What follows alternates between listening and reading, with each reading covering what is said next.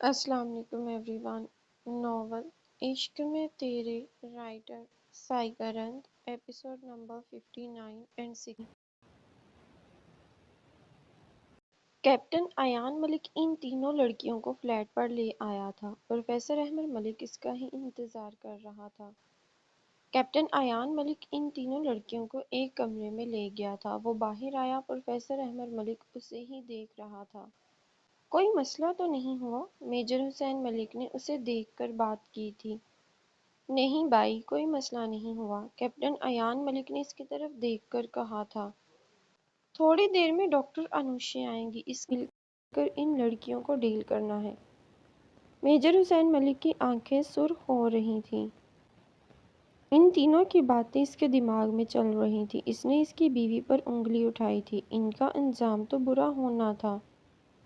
انہیں معافی کسی بھی صورت نہیں ملنی تھی، یہ بات تو طے تھی۔ ٹھیک ہے بھائی، کیپٹن ایان ملک بھی اس کے ساتھ ہی بیٹھ گیا۔ نورالایمان کمرے میں بیٹھی تھی جبکہ اس کے موبائل پر نوٹیفیکیشن آیا تھا۔ اس نے موبائل دیکھا تو کازانشا کا میسیج تھا۔ یہ دیکھ کر اس کے چہرے پر مسکراہٹ آ گئی تھی۔ تمہاری الماری میں نے ایک گفٹ رکھا ہے، وہ کھولو۔ کازانشا نے میسیج کیا تھا۔ یہ دیکھ کر وہ حیران ہوئی تھی۔ وہ الماری کی طرف گئی، اس نے الماری کھولی تھی۔ تھوڑے کپڑے ادھر ادھر کرنے کے بعد اس کی نظر ایک باکس پر پڑی تھی۔ نورالایمان وہ باکس لے کر آئی تھی اور اس نے وہ باکس بیڈ پر رکھا تھا۔ اس نے اسے ہاتھ سے کھولنے کی کوشش کی تھی لیکن وہ اس سے نہیں کھلا تھا۔ وہ کینچی لے کر آئی، پھر اس کی مدد سے اس نے اس باکس کو کھولا۔ اس باکس کے اندر بلیک کلر کا ڈریس تھا۔ یہ دیکھ کر وہ بہت خوش ہوئی تھی۔ جب اس نے وہ ڈریس نکالا تو وہ ایک ساڑی تھی۔ یہ دیکھ کر اس کا منہ بن گیا تھا۔ آخری بار جب اس نے ساڑی ویئر کی تھی ایشل کے نکاح پر، اسے اچھے سے یاد تھا۔ کازانشا اسے دیکھ کر دیوانہ ہوا تھا، لیکن یہاں پر تو اس نے فرمائش کی تھی۔ اس نے موبائل اٹھایا اور کازانشا کو میسیج کیا تھا۔ ساڑی؟ اس نے اس کے ساتھ کوسچن مارک بھی بھیجا تھا۔ ہاں میری جان، ساڑی، کازانشا نے اسمائل کے ساتھ میسیج کیا تھا۔ لیکن اس کا کیا کرنا ہے؟ نورالایمان نے منہ بنا کر میسیج کیا۔ کیا مطلب کیا کرنا ہے؟ میں آفس سے آؤں تو تم مجھے اس ساڑی میں تیار ملو۔ کازانشا نے میسیج بھیجا تھا۔ اس بات کا اسے ڈر تھا، وہی ہوا۔ بس وہ ایک مرتبہ کنفرم کرنا چاہتی تھی کہ جو وہ سوچ رہی ہے کیا وہ سچ ہے۔ خیر، اس نے ابھی کے لیے وہ ساڑی سائیڈ پر رکھی تھی اور موبائل میں مصروف ہو گئی۔ اس کا کوئی بھی ارادہ نہیں تھا یہ ساڑی پہن کر اپنی جان عذاب میں ڈالنے کا، کیونکہ اسے پتا تھا اسے دیکھ کر کازانشا ویسے ہی دیوانہ ہونا ہے اور اس کی جان ویسے ہی عذاب بن جانی ہے۔ کیپٹن ایان ملک، میجر حسین ملک، کازانشا اور ڈاکٹر انوشے اس کمرے میں موجود تھے جہاں پر ان لوگوں نے ان تینوں لڑکیوں کو رکھا تھا۔ سر پلیز ہمیں معاف کر دیں، مہک پروفیسر احمد ملک کو دیکھ کر روتے ہوئے بول رہی تھی۔ یہ بات تو تم تینوں کو تب یاد نہیں آئی جب میں خاموش رہنے کے لیے کہہ رہا تھا؟ اس نے غصے سے ٹیبل پر گلاس اٹھا کر ان کے قریب دیوار پر دے مارا تھا۔ وہ تینوں ہی اس سے ڈر گئی تھیں۔ تم تینوں یہاں کسی اور وجہ سے لائی گئی ہو، کیپٹن ایان ملک ان تینوں لڑکیوں کو دیکھ کر کہہ رہا تھا۔ ایشل کے بارے میں جو تم لوگوں نے بکواس کی ہے اس کا حساب تو بعد میں ہوگا، پہلے کوئی اور سوالوں کے جواب دو گے۔ کازانشا ان کے قریب آیا تھا۔ ایسے کون سے سوال ہیں جن کے ہمیں جواب دینے ہیں؟ ان میں سے نیدا بولی تھی۔ یہ بات میں یونیورسٹی میں بھی کہہ چکا ہوں کہ جو تم لوگ کرتے ہو سب کا ریکارڈ میرے پاس ہے، تو اسی کے بارے میں سوال کروں گا۔ پروفیسر احمد ملک بھی آگے آیا تھا۔ تم تینوں خود تو یہ کام کرتی ہو لیکن ہاسٹل کی باقی لڑکیوں کو بھی مجبور کرتی ہو یہ کام کرنے کے لیے۔ پروفیسر احمد ملک نے غصے سے یہ بات کی تھی۔ اور مجھ سے جھوٹ بولنے کی ضرورت نہیں ہے، تم تینوں یہ کام مل کر کرتی ہو اور ان لڑکیوں کو پھر آگے لے کر جاتی ہو۔ پروفیسر احمد ملک انہیں دیکھ کر بول رہا تھا۔ سر، آپ نہ جانے کیا کہہ رہے ہیں، مجھے سمجھ نہیں آ رہا، ریدا روتے ہوئے بولی تھی۔ یہ بات میں بھی جانتا ہوں اور تم بھی کہ تم تینوں کو بہت اچھے سے سمجھ آ رہی ہے، تو میرے سامنے یہ ناٹک کرنے کی ضرورت بالکل بھی نہیں ہے، وہ غصے سے بولا تھا۔ سب اگر تم تینوں ہمیں شرافت سے بس وہاں اندر تک داخل ہونے دو۔ کیپٹن ایان ملک بھی ان کے پاس آیا تھا۔ ہمیں سچ میں نہیں پتا آپ کس بارے میں بات کر رہے ہیں، مہک پھر سے بولی تھی۔ پروفیسر احمد ملک نے ڈاکٹر انوشے کو اشارہ کیا تھا۔ ڈاکٹر انوشے نے بیگ سے کٹر نکالا تھا۔ ان سے اس بات کو تسلیم کروانے کا کام آپ کا ہے، ڈاکٹر انوشے۔ میجر حسین ملک نے یہ بات کہی اور وہ تینوں ایک ساتھ کمرے سے نکل گئے تھے۔ اس کے ہاتھ میں کٹر دیکھ کر وہ تینوں ہی ڈر گئی تھی اور ایک دوسرے کی طرف دیکھ رہی تھیں۔ رات کے وقت کازان شاہ گھر آیا تھا۔ اس نے نور الایمان اور دعا کا کمرہ بھی الگ الگ کر دیا تھا۔ وہ آتے ساتھ سیدھا نور الایمان کے کمرے میں گیا تھا۔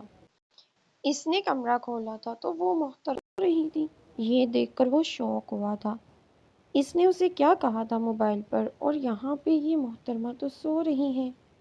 کازان شاہ اس کے پاس آیا تھا۔ اس نے اس کے اوپر سے آ کر بلینکٹ ہٹایا تھا۔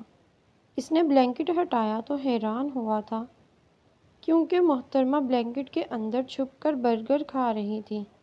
کازان شاہ نے اسے گھور کر دیکھا تھا۔ اس کے اس طرح دیکھنے پر اس نے معصوم سا چہرہ بنایا تھا۔ یہ سب کیا ہے؟ کازان شاہ اس کی طرف دیکھ کر بولا تھا۔ کیا؟ اس نے معصومیت سے کہا تھا۔ یہ جتنی معصوم بنتی ہو، کاش اتنی معصوم تم ہوتی بھی۔ کازان شاہ نے غصے سے یہ بات کی تھی۔ تو آپ کے کہنا مطلب ہے میں معصوم نہیں ہوں؟ نور الایمان فوراً سے کھڑی ہو گئی تھی۔ اتنی تو معصوم ہو اور کتنا بننا ہے؟ کازان شاہ نے اس کی کمر میں ہاتھ ڈال لیے تھے۔ کیا کر رہے ہیں کازان؟ نور الایمان نے فوراً سے اس کے ہاتھ پر اپنا ہاتھ رکھا تھا۔ زیادہ کچھ نہیں، بس تھوڑی سی کوشش کر رہا تھا اپنی بیوی پر حق جتانے کی۔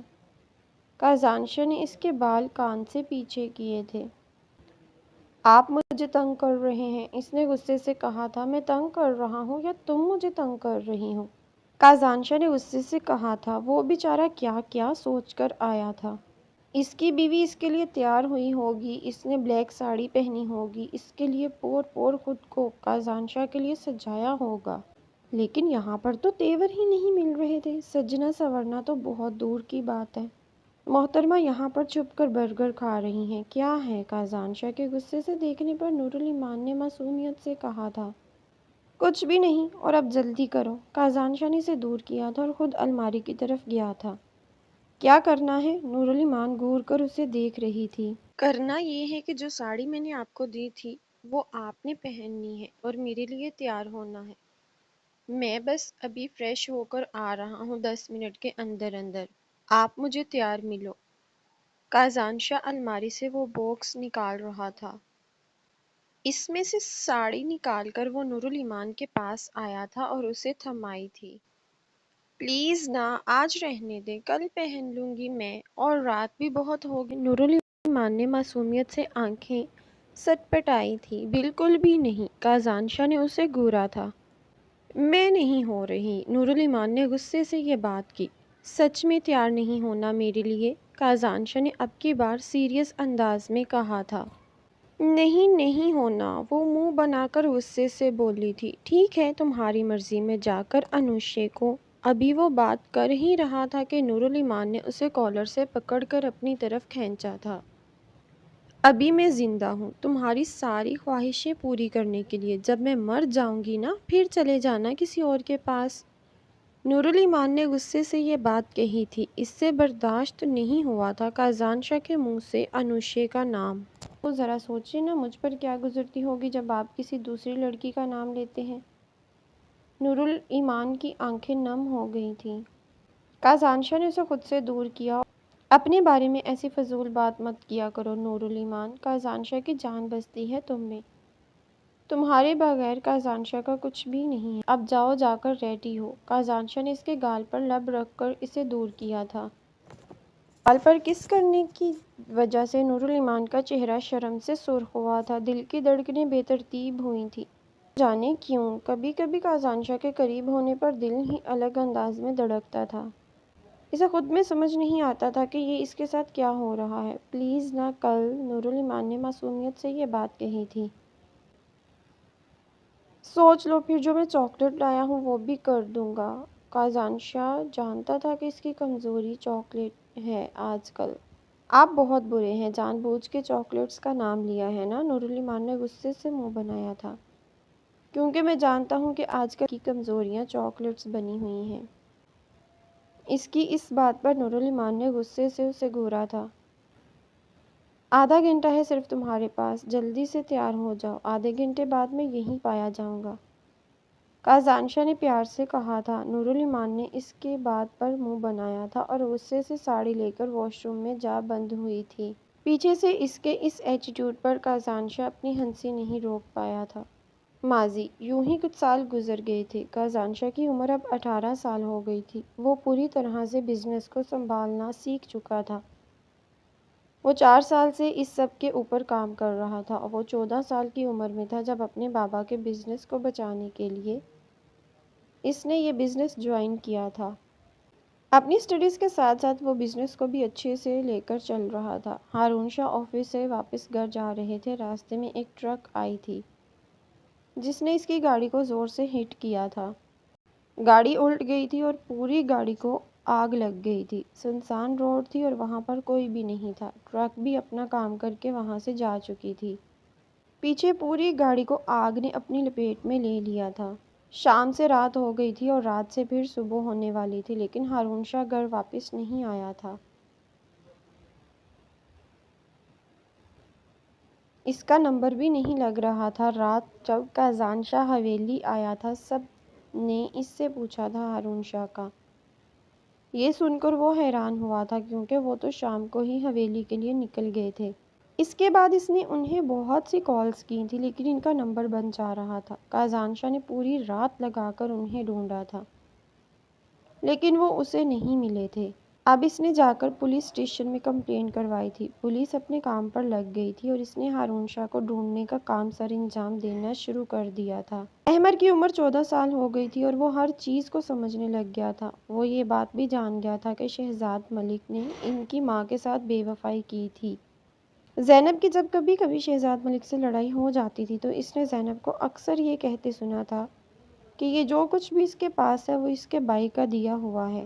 اس نے یہاں سے ایک اور بات کا اندازہ لگایا تھا کہ شہزاد ملک نے زینب کے ساتھ بھی شادی صرف پیسوں کے لیے ہی کی تھی۔ اس نے زینب کو یہ بھی کہتے سنا تھا کہ یہ سب کچھ اس نے دھوکے سے اپنے نام کیا ہے۔ اس کا مطلب اگر اس نے سونیا کو دھوکا دیا تھا تو زینب کو بھی دھوکے میں اب تک رکھا ہوا تھا۔ اس کا یہاں پر دم گھٹتا تھا۔ شہزاد ملک کو دیکھ کر اسے غصہ آتا تھا۔ اس کا دل کرتا تھا وہ یہاں سے کہیں دور چلا جائے، لیکن مسئلہ اس کی پڑھائی تھی جو اسے جانے نہیں دے رہی تھی۔ وہ پڑھ لکھ کر کچھ بننا چاہتا تھا، اپنی ماں کا بدلہ لینا چاہتا تھا۔ سامنے اس کا باپ تھا لیکن اسے اس بات کی پرواہ نہیں تھی۔ اسے صرف اور صرف اپنی FSC مکمل کرنی تھی۔ اس کے بعد وہ ان کے ساتھ نہیں رہنا چاہتا تھا۔ وہ یہاں سے کہیں دور چلا جانا چاہتا تھا اور وہ ایسا کرنے کا ارادہ بھی رکھتا تھا۔ اس نے ابھی تک زینب کو کچھ بھی نہیں بتایا تھا۔ وہ بتانا چاہتا تھا لیکن وہ صحیح وقت کا انتظار کر رہا تھا۔ نورالایمان کازانشا کے لیے وہ ساڑی پہن کر تیار ہوئی تھی۔ بلیک کلر کی ساڑی میں اس کا دودھایا رنگ دمک رہا تھا۔ اس نے اپنے بالوں میں کرل ڈالے تھے۔ کازانشا کی دھڑکنوں کو بے ترتیب کرنے کے لیے اس نے بلیک ساڑی کے ساتھ ریڈ لپسٹک لگائی تھی۔ ساتھ میں آنکھوں میں کاجل ڈالا تھا۔ آئی لائنر کے ساتھ اپنی آنکھوں کو مزید خوبصورت بنایا تھا۔ ساڑی کا بلاؤز چھوٹا ہونے کی وجہ سے اس کی بیلی کی بھی ہلکی لکیر نظر آ رہی تھی جسے وہ بہت بامشکل ہی کور کر پائی تھی۔ وہ اس حلیے میں کبھی بھی کازانشا کے سامنے نہیں جانا چاہتی تھی، لیکن بات اب اس کی چاکلیٹس پر آ گئی تھی۔ وہ منہ بنا کر بیڈ پر بیٹھ گئی تھی۔ اسے سمجھ نہیں آ رہا تھا وہ جائے یا نہ جائے۔ ایک تو اس کے دل کی دھڑکنیں ابھی سے بے ترتیب ہو رہی تھیں۔ اگر کازانشا کے سامنے وہ چلی گئی تو نہ جانے اس کا کیا حال ہونا ہے۔ وہ اسی کشمکش میں مبتلا تھی کہ کمرے کا دروازہ کھلا تھا۔ اس نے اپنے اوپر فوراً سے بلینکٹ لیا تھا۔ کازانشا کمرے میں آیا تھا اور اسے بلینکٹ میں چھپا دیکھ کر وہ اسے گھور رہا تھا۔ کیا ہے، ایسے کیوں گھور رہے ہیں؟ نورالایمان اسے اپنے آپ کو گھورتا دیکھ کر بول رہی تھی۔ میں نے تمہیں تیار ہو کر بلینکٹ میں بیٹھنے کو تو نہیں کہا تھا نا؟ کازانشا اس کے پاس آیا تھا، نورالایمان سے اپنے پاس آتا دیکھ کر اپنے آپ کو پورا بلینکٹ میں چھپا لیتی ہے۔ کازانشا اس کے ساتھ بیٹھ گیا تھا اور پھر اس کے اوپر سے بلینکٹ ہٹانے کی کوشش کی تھی، لیکن نورالایمان نے بلینکٹ کو بہت زور سے پکڑا ہوا تھا، جس کی وجہ سے بلینکٹ نہیں اترا تھا۔ کازانشا نے بھی زور لگا کر بلینکٹ دور کیا تھا، اب کی بار بلینکٹ دور ہو گیا تھا۔ کازانشا نے اس کے اوپر سے پورا بلینکٹ ہٹایا تھا، وہ اسے دیکھ کر حیران ہو رہا تھا۔ کازانشا ایک پل کو ساکت ہو کر اسے دیکھ رہا تھا۔ اتنا حسن، وہ بھی کسی لڑکی میں، وہ پہلی بار دیکھ رہا تھا۔ بلیک ساڑی میں تو اس نے اس کے دل کی دھڑکنوں کو ہی چھیڑ دیا تھا۔ وہ ایک مضبوط اور صاف دل کا مالک تھا، اپنے جذباتوں پر کنٹرول کرنا جانتا تھا، لیکن اب اسے ایسا لگ رہا تھا جیسے وہ خود پر کنٹرول نہیں کر پائے گا۔ نورالایمان بھی اسے ہی دیکھ رہی تھی، جو کہ بے بنا کھڑا اسے ہی دیکھ رہا تھا۔ نورالایمان نے اٹھنے کی کوشش کی تھی، لیکن کازانشا ہوش میں آتا اسے ایسا کرنے سے روک گیا تھا۔ اس نے نورالایمان کا ہاتھ پکڑا تھا، اس کا ہاتھ پکڑ کر اس نے اپنی طرف کھینچا تھا، جس سے وہ بیڈ سے اترتی اس کے برابر میں آ کر کھڑی ہو گئی تھی۔ نورالایمان ڈرتے ہوئے اسے دیکھ رہی تھی۔ کازانشا آنکھوں میں جذباتوں کا سمندر لیے اسے دیکھ رہا تھا۔ کازانشا نے اس کی کمر میں ہاتھ ڈال لیا تھا۔ نورالایمان تو اس کی آنکھیں دیکھ کر خوف کھا رہی تھی۔ اگر میرا بس چلے تو تمہیں ابھی رخصت کر کے اپنے کمرے میں لے جاؤں۔ کازانشا اسے مزید خود کے قریب کر گیا تھا۔ نورالایمان نے اس کے سینے پر ہاتھ رکھے تھے تاکہ ان دونوں میں تھوڑا فاصلہ ضرور ہو۔ اس کی اس حرکت پر کازانشا نے اسے گور کر دیکھا تھا۔ تم مجھے ہر ویکنڈ پر ساڑی میں میرے لیے تیار ملو۔ کازانشا کی نظریں اس کے پورے وجود پر ٹھہر کر اوپر سے لے کر نیچے تک اسے دیکھ رہا تھا۔ کیا ہر ہفتے؟ اس کا دل کیا تھا وہ یہاں سے غائب ہو جائے، کیونکہ کازانشا کی نظروں کو وہ اپنے وجود کے آر پار ہوتی محسوس کر رہی تھی۔ اور اب اس کی یہ نئی ڈیمانڈ! مجھے لگتا ہے ساڑی تمہارے لیے بنی ہے تاکہ تم اپنے قزاق کا دل بے ایمان کر سکو۔ کازانشا نے مسکرا کر یہ بات کہی تھی۔ توبہ توبہ قزاق، یہ سراسر الزام ہے۔ اس نے کازانشا کو پیچھے کرنا چاہا تھا، لیکن وہ نہیں ہوا تھا، بلکہ اس کی اس حرکت پر کازانشا نے غصے سے اسے دیکھا تھا۔ یہ جو تم مجھے بار بار پیچھے کر رہی ہو نا، اس کی بہت بڑی سزا بھگتو گی تم۔ کازانشا نے اسے پل میں دیوار کے ساتھ لگا کر اس کے گرد ہاتھ رکھے تھے۔ پلیز قزاق، پہن لی نا میں نے ساڑی، اب تو جانے دے، نورالایمان نے معصومیت سے کہا تھا۔ اتنا تیار ہونے کے بعد تمہیں جانے کی اجازت دوں؟ تم پاگل ہو؟ کازانشا نے اسے گھورا تھا۔ اور کیا کرنا ہے؟ نورالایمان نے غصے سے اسے دیکھا تھا۔ کازانشا نے ایک ہاتھ اس کی کمر میں ڈالا اور اسے اپنی طرف کھینچا۔ میرا پلان تو تمہیں اپنے ساتھ پوری رات جگانا ہے۔ کازانشا نے اسے آنکھ ونک کی تھی۔ کازان، پلیز، ہماری رخصتی نہیں ہوئی ہے، آپ یہ کیسی باتیں کر رہے ہیں؟ نورالایمان نے اپنا چہرہ اس کے سینے میں چھپا لیا تھا۔ اللہ اللہ ایمان، اتنا شرماؤ گی؟ میرا دل تو پھر دیوانہ ہوگا ہی نا۔ کازانشا نے اس کے گال پر اپنی داڑھی رگڑ کی تھی۔ اف کازان، یہ کیا کر رہی ہیں؟ وہ اپنے گال پر ہاتھ رکھ لیتی ہے۔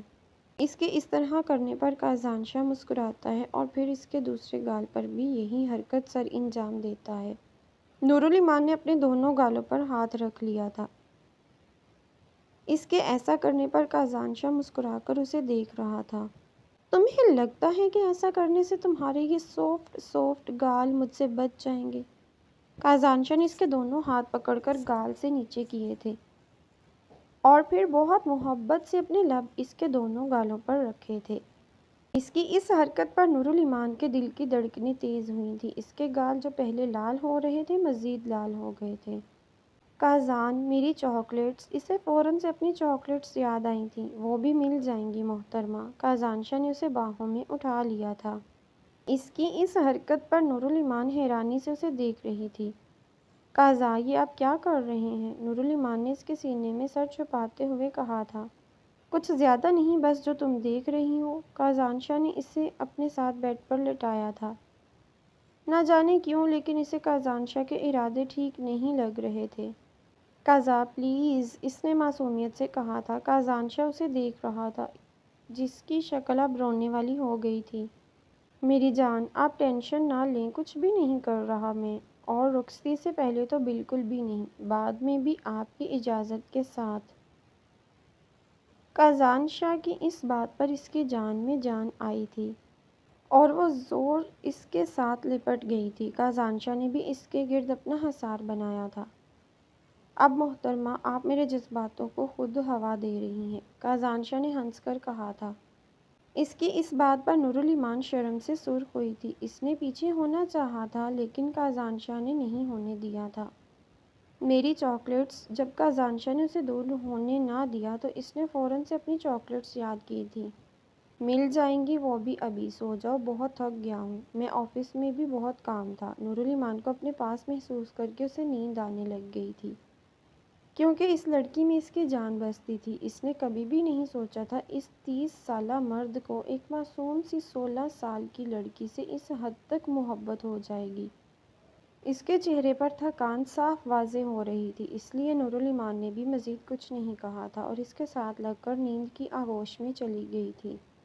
صبح فجر کے وقت ڈاکٹر انوشی ان کی اچھی خاصی خاطرداری کرنے کے بعد انہیں سچ بولنے پر آمادہ کر ہی چکی تھی۔ وہ باہر آئی تھی۔ کیپٹن ایان ملک اور میجر حسین ملک وہیں پر موجود تھے۔ منہ کھولا ان تینوں نے۔ میجر حسین ملک کھڑا ہو گیا تھا۔ بولنے کے لیے تیار ہیں، ڈاکٹر انوشی نے کہا تو وہ تینوں پھر سے ایک ساتھ اندر گئے تھے۔ بولو اب، میجر حسین ملک اندر آ کر ان تینوں کو دیکھ کر بولا تھا۔ ان کے بال بکھرے ہوئے تھے، چہروں پر تھپڑوں کے نشان تھے، خون بھی بہہ رہا تھا، لیکن ان پر چادریں دی گئی تھیں۔ سر، آپ جو پوچھیں گے ہم جواب دیں گے، بس ہمیں مزید نہ ماریں اور جانے دیں۔ مہک نے ڈر ڈر کر یہ بات کہی تھی۔ اس کلب میں تم لوگ جاتے ہو؟ میجر حسین ملک کہتا کہتا خاموش ہوا تھا۔ جی سر، شہر سے باہر ہے اور سنسان جگہ پر ہے۔ باہر سے ایسا لگتا ہے جیسے کوئی پرانا گھر ہے، لیکن اندر پورا ماحول بنا ہوا ہے، مہک نے جواب دیا تھا۔ لڑکیاں اپنی مرضی سے جاتی ہیں؟ کیپٹن ایان ملک نے سوال کیا تھا۔ نہیں سر، وہاں وہی لڑکیاں لائی جاتی ہیں جو اس کام کے لیے راضی نہیں ہوتی۔ وہاں امیر لوگ ہی آتے ہیں جنہیں کم عمر لڑکی چاہیے ہوتی ہے، لڑکی بھی ایسی جسے کسی نے چھوا تک نہ ہو، اس کے ساتھ زبردستی کرتے ہیں۔ کوئی لڑکیاں تو مر جاتی ہیں اور جو بچ جاتی ہیں انہیں دبائی بیچ دیا جاتا تھا۔ اس کلب میں بس وہ ایک بار ہی یوز کی جاتی ہیں، نیدا نے کیپٹن ایان ملک کے پوچھنے پر کہا تھا۔ دبئی میں کس کے پاس بھیجا جاتا ہے؟ میجر حسین ملک نے نیدا کے بتانے پر پوچھا تھا۔ سر، اس بات کا نہیں پتہ، لیکن آج کل اس کلب کا اونر نیا ہے، نیدا نے میجر حسین ملک کے کہنے پر جواب دیا تھا۔ تارا کو جانتے ہو نا تم تینوں؟ کیپٹن ایان ملک نے ان تینوں کو دیکھ کر پوچھا۔ ہاں، وہ کالج سے لڑکیاں لاتی ہے اور آج کل اسے کازانشا کی بیوی اور بہن کو لانے کا۔ خاموش! میجر حسین ملک اور کیپٹن ایان ملک ایک ساتھ دہاڑے تھے، ان کے دل پر انگارے آئے تھے۔ ایک طرف ان کی جان سے عزیز بہن تھی تو دوسری طرف کیپٹن ایان ملک کی پسندیدہ عورت، اور میجر حسین ملک کے لیے وہ بہنوں کی طرح عزیز تھی۔ ان دونوں کا دل کیا تھا کہ اس لڑکی کی زبان کھینچ دیں۔ ٹینشن نہ لو، تارا بھی تم لوگوں کے ساتھ جلد ہی یہاں ہوگی، کیپٹن ایان ملک نے غصے سے کہا تھا۔ وہ یہ بات کہہ کر یہاں سے چلا گیا تھا۔ اس مشن پر ہمیں کام کرنا ہے اور جب تک مکمل نہیں ہو جاتا تم لوگ وہی کرو گے جیسا ہم کہیں گے، اور یہ مت سمجھنا کہ میری تم لوگوں پر نظر نہیں، ہر وقت تم لوگ میری نظر میں رہو گے۔ یونیورسٹی میں سب سے سامنے اٹھا کر لایا تھا، اکیلے میں تو نہ جانے کیسی موت دے سکتا ہوں۔ میجر حسین ملک نے ڈاکٹر انوشی کو دیکھا اور چلا گیا۔ اس کا ڈاکٹر انوشی کی طرف دیکھنے کا مطلب ہی یہ تھا کہ انہیں اچھے سے سمجھا دو۔ وہ بھی ان تینوں لڑکیوں کو پھر سے اپنی زبان میں سمجھانے لگی تھی۔ ماضی: پولیس نے ہارون شاہ کی گاڑی ڈھونڈ لی تھی، گاڑی پوری کی پوری جل گئی تھی۔ اسے پوری طرح سے چیک کرنے کے بعد انہیں ایک لاش ملی تھی گاڑی کے اندر سے، وہ پوری طرح سے جل چکی تھی۔ وہ لاش اتنی زیادہ جل چکی تھی کہ پتہ ہی نہیں چل رہا تھا کہ یہ ہارون شاہ کی ہی ہے، لیکن پوسٹ مارٹم کے درمیان انہیں کچھ چیزیں ملی تھیں جو کہ ہارون شاہ کی ہی تھیں۔ انہیں دیکھ کر انہوں نے تسلیم کر لیا تھا کہ یہ ہارون شاہ کی ہی ہیں۔ حویلی میں تو ماتم کا سماں ہو گیا تھا، ان سب لوگوں نے ہارون شاہ کو مرا ہوا تسلیم کر لیا تھا، کیونکہ گاڑی جس طرح جل کر راکھ ہو گئی تھی، ہارون شاہ کا بچنا ناممکن تھا۔ کازان شاہ تو پوری طرح سے ٹوٹ گیا تھا، لیکن پھر بھی اس نے خود کو مضبوط کر لیا تھا، کیونکہ اسے ہی اپنی بہنوں اور ماں کو سنبھالنا تھا۔ اب اس کی ماں اور بہنوں کا سہارا صرف اور صرف کازان شاہ ہی تھا۔ کازان شاہ کے علاوہ ان کا کوئی سہارا بھی نہیں تھا، اس لیے کازان شاہ نے خود کو مضبوط کر لیا تھا۔ ہارون شاہ کی گاڑی کا جب ایکسیڈنٹ ہوا تھا تو تب اسے گاڑی سے نکال لیا گیا تھا، اور یہ سب شہزاد ملک نے ہی کیا تھا۔ اس نے ایک نیا کام شروع کیا تھا جس میں وہ چاہتا تھا کہ ہارون شاہ اس کا ساتھ دے، اس لیے ہارون شاہ کا دنیا کے سامنے مر جانا ہی بہتر تھا۔ تبھی تو اس نے یہ پورا کھیل رچایا تھا، ہارون شاہ کو سب کے سامنے مار دیا تھا۔ اس وقت وہ ہاسپٹل میں اس کے پاس کھڑا تھا۔ اسے ہوش بالکل بھی نہیں تھا۔ گاڑی میں آگ لگنے کی وجہ سے نقصان ہارون شاہ کو بھی ہوا تھا، اس کے ماتھے پر بھی چوٹ لگی تھی۔ تمہیں اس کام میں میرا ساتھ دینا پڑے گا، چاہے کچھ بھی ہو جائے، شہزاد ملک اس کی طرف دیکھ کر بول رہا تھا۔ 2 دن کے بعد ہارون شاہ کو ہوش آ گیا تھا۔ شہزاد ملک نے اسے اپنے فارم ہاؤس میں شفٹ کر دیا تھا تاکہ کسی کو بھی اس کی خبر نہ ہو سکے۔ اس نے اسے بے ہوش کیا ہوا تھا ابھی کچھ دنوں کے لیے، تاکہ وہ کوئی ہنگامہ نہ کھڑا کر سکے۔ اب وہ اس سے ملنے کے لیے آیا ہوا تھا۔ ہارون شاہ حیرانی سے اسے دیکھ رہا تھا۔ وہ سمجھ نہیں پایا تھا کہ شہزاد ملک اسے یہاں کیوں لایا تھا۔ کیوں لائے ہو مجھے یہاں؟ اب کیا چاہیے تمہیں مجھ سے؟ ہارون شاہ اٹھ کر کھڑا ہو گیا تھا۔ یہ تو تم جانتے ہی ہو کہ دھوکہ دینا میری فطرت ہے، اور اب جو ہے نا وہ میں اور مزید پیسے کمانا چاہتا ہوں، امیر آدمی بننا چاہتا ہوں۔ تو میں نے ایک کام شروع کرنے کا سوچا ہے، اور اس میں تمہیں میرا ساتھ دینا ہوگا۔ شہزاد ملک نے ہنس کر بات کہی تھی۔ ایسا بھی کیا کام ہے؟ ہارون شاہ نے اسے دیکھ کر کہا۔ تمہیں گناہ کی دنیا میں قدم رکھنا ہوگا۔ تمہیں میرے ساتھ مل کر لڑکیوں کو سمگل، ان کو بیچنے کا کام کرنا ہوگا۔ شہزاد ملک نے ہنس کر بات کہی۔ ہارون شاہ اس کی بات سن کر حیران ہو رہا تھا۔ وہ گرا ہوا شخص تھا، لیکن اتنا گرا ہوا اسے پتہ نہیں تھا۔ ہارون شاہ نے اس کی باتوں کے جواب میں کوئی بھی رسپانس نہیں دیا تھا۔ تمہارے پاس وقت ہے، سوچ لو، وہ یہ کہہ کر چلا گیا تھا۔ میں مر کر بھی ایسا نہیں کر سکتا، لیکن ہارون شاہ نے خود سے یہ بات کہی تھی۔